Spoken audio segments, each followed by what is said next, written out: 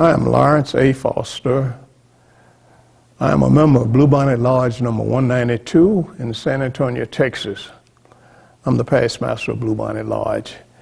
I was born in Texas, in fact in Pflugerville, Texas, just out of Austin, in July the 19th, 1927. So at this particular time, I'm 88 years of age, and I'm feeling good over it. I attended I got my formal education in Austin, Texas. I went to Blackshear Elementary School. I went to Keelan Junior High School, and I went to the Old Anderson High School, all in Austin, Texas, and I attended Tillerson College, Tillerson University now in Austin, Texas. And I had a good childhood. I was raised up by good parents. My father was a country school teacher. He taught in a little community in East Texas, a little place called Leona, Texas. This was back in the late 20s or early 30s, but we had our good times and our hard times, but the times were so bad at that particular time, I thought we were having a good life. We were just we didn't have a lot of things, but I had five brothers and one sister, and we never had an argument with each other. We never raised our voice at each other because our parents taught us different. They taught us that we were a family and we had to treat each other as we wanted to be treated. So we were brought up in a good environment and in a with good parental guidance. And I tried to bring this hand it down to my children, and all of my brothers and sisters did likewise. And they wanted us all to have an education and take advantage of it. We all did to some extent. Some of us finished college and got advanced degrees. And when I got my doctorate, I advanced, and I have sisters that advanced to their doctors and PhD and a number of other things. We were just a happy family. We all lived good. And then when I joined Blue Bonnet Lodge number 192, I was initiated in January of 1951. I was passed in February of 1951 and raised in March of 1951. You may say that was very expedient. Yes, at that particular time, we were doing it. We didn't have to wait a long period of time before we went from one degree to the other. However, we did get, we had sufficient information to advance from one degree to the other. Okay, the worshipful master of Blue Bonnet Lodge at the time I was initiated was N.B. Reynolds. When I was passed, it was N.B. Reynolds, and when I was raised, it was N.B. Reynolds. He was the worshipful master at that particular time. And after that, I don't recall who the worshipful master was. It's been a few years ago, and anyway, there were two other worshipful masters before I became the worshipful master of Blue Bonnet Lodge number 192. And attended the Grand Lodge under I.H. Claiborne. I became the Grand Senior Deacon to I.H. Claiborne for 2 years. And that was my stint with the Grand Lodge, even though I continued to attend the Grand Lodge and on every year practically down through the years. But over the past decades, I have not been attending, and no excuse, but I just have not been attending it. But I'm still anticipating on attending this ensuing year, which will be in 2016. You know, we met at the Grand Lodge, and during that time, the Grand Lodge meets in a different location now than it did when I was the Grand Senior Deacon under the Grand Master I.H. Claiborne. And the meetings were held with, we had seemed a little 1,000 or more in the auditorium every meeting, and we would, our discussion there, we would discuss the things that I thought was important. And And this is one of the things that I have always advocated. Don't just filibuster. Just go ahead and talk about things that are important in Masonry. And I.H. Claiborne was a leader that did really try to get that enhanced, get us, it instilled that in us day in, every time, at every meeting. And it's sort of difficult for me to just sit here and tell you all of the things that has happened. It's been a little while back, but that was we always had a good meeting. And I think it was in 1877 we had a march, and I know that the Grand Lodge marched. I'm not familiar with the streets in the area there in Fort Worth, but we marched up and down those streets, and it was a hot day. I remember that. And the Grand Junior Deacon was, anyway, we were marching together, but he eventually became the Grand Master of the Grand Lodge. But his demise now, and I can't even think of his name at this particular time, and it will probably come to me later on, and if it does, I will reiterate on it. We were a good, we associated together during the Grand Lodge meeting, and I know that he was from Dallas, and he was one of the school teachers there in Dallas, so I just don't remember his name now. During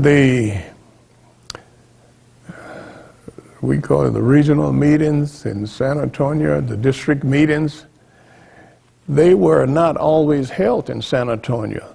They were held in we had certain districts. Sometimes it would be held in Lockhart, Texas. We would have it in, even as far as Del Rio, it was a sort of an area that all of this particular area here, we would have our district meetings. And all of everyone was, all of the lodges were invited, but primarily the ones that was in that particular district, we all met. It wasn't just Bluebonnet Lodge that met at district meetings. We had several other lodges that was in this particular area, in this district, that we all met, and we discussed the things that was necessary to ensure that the lodges were operating properly and according to the Grand Lodge, because we would even go through the Constitution and elaborate on some of the things in the Constitution to ensure that we are doing that which is appropriate and with the Grand Lodge. And we try to do, we just try to do the things that were appropriate. This was District 19. And even though I attend meetings now, but I only attend the ones that are here. I don't know if we even have them. We have them in different areas now or not. But San Antonio, we have several lodges here in San Antonio, and this in itself would really make up a district if we would all meet and come together with the 7 that we have here. So it was similar to what we have now, but it seems as though we had more lodges coming together in our district meeting than what we have now. Okay. The district deputy during my regime was R.D. Connors, and he is the one that was presiding over the meetings at the district meetings. And another thing, we would prepare ourselves to know that we were instructed on how to open and close the lodges and the operation of the lodges. And he was very concerned about being letter perfect and opening and closing the lodge. And this is one of the things that has really helped Bluebonnet, I know, because we tend to follow that same trend to ensure that even our candidates, before they advance from one degree to the other, make sure that they are proficient and they have made super proficiency in the preceding degrees, and thus far they have. And this makes them better members, and seems to they are more interested in it. As you see, I have deviated from the Grand Lodge, from the district information. However, this is relative to it to this extent, because what we learned at the district meeting, we brought it back to our local lodge meeting itself. At the time, when I was the when I was the worshipful master of Blue Bonnet, we had at least 100 members, and the attendance, it wasn't 100%, but at least we had say 25% attendance each meeting, and it seems as though for some reason, or even sometimes we would have more than 25%. We'd have come up to 50% at times. And another thing, we would have different activities. We would have things that, a social gathering where the lodges would get together, bring their families out. We all said we would get to know the family of our brothers, and we would have maybe a feast of some sort. We have somebody remember, we'd have turkey, we have roast turkey, we just have a different type of foods and everything, and this made us made us be more unified. We were together in everything that we did, and we got to know our brothers' wives, their friends, or to whomever it may have been, their family and so forth. This I thought was a good thing, and we try to keep that up now. And, I advocate getting it done now. Well, I did not know much about Mason. I had a brother that was a member of Blue Bonnet Lodge number 192, named C.J. Foster. He was a member of Blue Bonnet Lodge number 192. And the worshipful master, who was N.B. Reynolds, were also friendly. They were associates in the lodge and outside the lodge. So my brother encouraged me to join, and I said, well, I'm not much. That wouldn't be my thing. What does it entail? He couldn't tell me very much, but he being my oldest brother, whatever he said, we were brought up in an environment that the oldest one could tell the younger ones what to do. And he didn't necessarily forced me to do it. He said, you should join. He encouraged me to do it, though. And that was the initial step in my joining Masonry, was because of my brother, Reverend Charles J. Foster. He was the one that introduced me into Masonry. You know, Masonry, it has done a lot for me. Now, one of the reasons, I can name several of them, but that's one of the major reasons that Masonry has helped me so. I was timid to some extent in my coming up, and by being in the lodge, it taught me how to express myself, to speak out at meetings and things. And then when I became the worshipful master, this in itself necessitated my being able to communicate and talk to an audience, whereas before, what information I had relative, my training as far as talking in public was in the church, in Sunday school or something, which wasn't very much at that particular time because of my participation. It wasn't to the extent of what I do in the lodge. It really brought brought out the ability for me to speak in public. I thought that was really a major factor that the lodge has done for me. And even after joining the lodge, I had to get, I didn't have to, but anyway, I continued going to school to get other degrees, more than just my BS degree. So I was attending colleges during that particular time, and I also had to work. I had a family. In fact, I had a wife, 2 boys and a girl, and I had to support them, but I did have a decent job. I did teach after I got my degrees, I did teach at one of the colleges here for a period of time. And I worked for the government for long enough to retire, and I done various types of jobs for the government. Even anyway, I have Mason really helped me in my job. Even they gave me the opportunity to speak to. As a supervisor, I had to bring information to them. I had to know what I was doing and know what I was saying.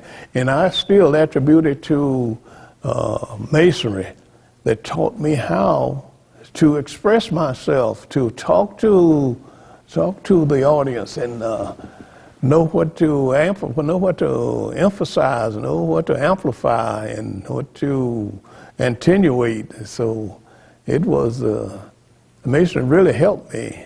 And then another thing, it taught me how to commit things to memory. I had to memorize a lot of things in Masonry to ensure that I portray the information to the craft. So I said Masonry has helped me in numerous of ways. Even in teaching, it helps me. I can just make the person listen to me more so, whereas they get a better understanding of what I'm trying to convey to them. So I say Masonry really one of the foundations. It's the rudiment of a lot of individuals' lives. No, in my pursuit, in my life, well, with my wife, my children, my church, Masonry, and my job, sometimes a person may think that, hey, how can you get all of that done within a reasonable amount of time? Well, if you divide your time properly, if you have a good wife and you have family that really support you, this in itself is going to be the determining factor. There's no bickering, no opposition, no friction that will sit up when it comes to a lodge meeting.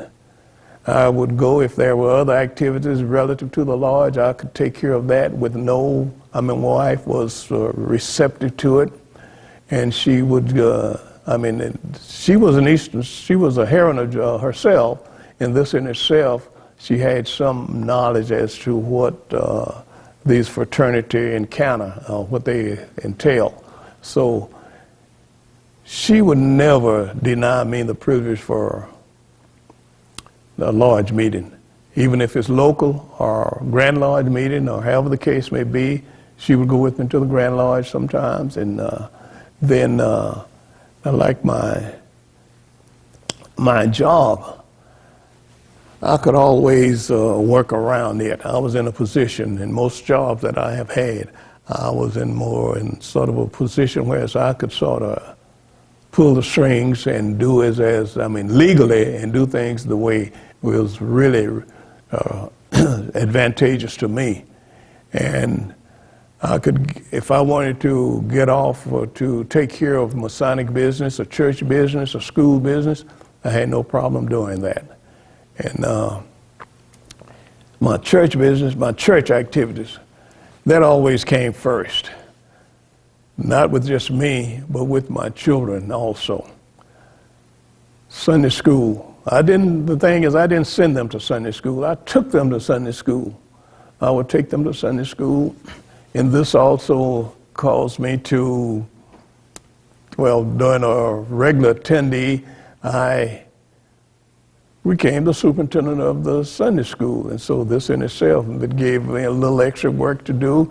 But if you sort of divide your time and sort of get a schedule for your different activities and so forth, really no major problem will exist if we know how to divide our time properly. And so that's the church and the work. In school, during my time of teaching, I had a full time at a certain time, and then in the colleges I was teaching part-time in the evening division, and it didn't conflict with my job or anything, even though sometimes my job would send me to foreign countries and different places and out of the city, but I could always get this taken care of. I could have a substitute to work instead in my place, so I didn't have no problem there. The thing is, sometimes if a conflict existed, it could be, for some reason we could always iron it out one way or the other. So it really was no big, major opposition to taking care of the family, church, school, and the job. During my initial year, during the time of my formative years in Masonry, we were really just a black organization. There was not any integration that existed between the black and the Caucasian or any other lodges. And this was one of the things that I was wondering, why is it we could not all get together, since we are working towards on the same level and we're doing the same thing, but yet we isolate ourselves here, they isolate themselves there. Why is it we don't come together and do it and be just as one big family? And it was really, I mean, I've lived through a lot of segregation. And some say, well, you should be immune to that. No, you never get immune to that. You never get used to being segregated against. It demoralizes you. It makes you feel low-rated sometimes. But in Masonry, now that we have come together as one, it's still, some will probably deny us in their lodge, but we will not deny anyone in our lodge, because we have all sorts of, all races of individuals in Blue Bonnet itself. And I know as well as the other local lodges here, and the same thing probably exists in all over Texas. And now that we are more of an integrated such, that we can visit other lodges, they can visit us. I think it's a good thing that we learn from them, they learn from us. We may have been isolated. There are numerous of things that they can probably learn from us, and this will and make them a better people and better lodge. And there are things we can learn from them which would be the same, that we can learn from them and they learn from us. And I think it's one of the, I can really thank whomever was instrumental in pursuing this such an extended period. I know it wasn't just overnight that this happened. It probably has taken years, because I know it was mentioned in the early years of Masonry with me, and I could see it, but we had been working on it, and the individual, the Grand Lodge, worked on it to the extent that now that unity has existed, I feel much better over it. And I know that Blue Bonnet and all of the Prince Hall members feel much better being accepted in all aspects of the Masonic family. You know, there are some of you out there now are wondering, why should I join the Masons? Is there any advantage in it for me or my family or the community? Masonry is an organization that is going to benefit you and family and all. See, Masonry is not just it's not a secret organization. You want to become a Mason, you can ask around, or go to the website and find some Masonic brothers or Masonic organizations. But then you say, well, now that I have found it, what do I know about it? It will be certain information in there, but let me tell you this. As a Mason, you're going to be recognized as this by all Masons, not just by some Mason, but there'll be others individuals. When you happen to wear an emerald, the Masonic emerald, a lot of people go, oh, you're a Mason. You know, they wonder what is going on there. Why are you a Mason? It's because it is an organization that will help. It's helpful for mankind. It's a charitable organization to some extent. It helps those that is in need of help. You as an individual, you can be in the community that need this, and you don't know how to approach it or something to this extent.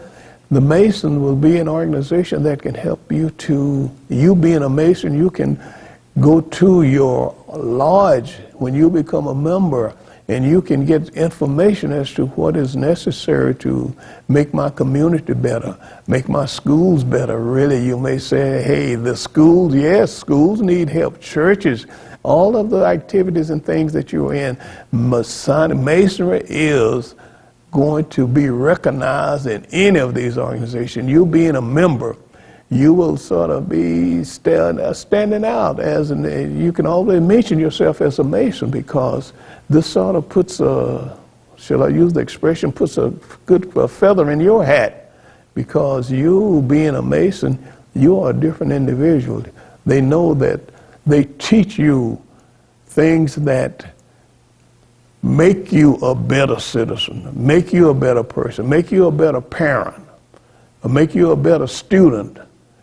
Mason is it's educational to individuals.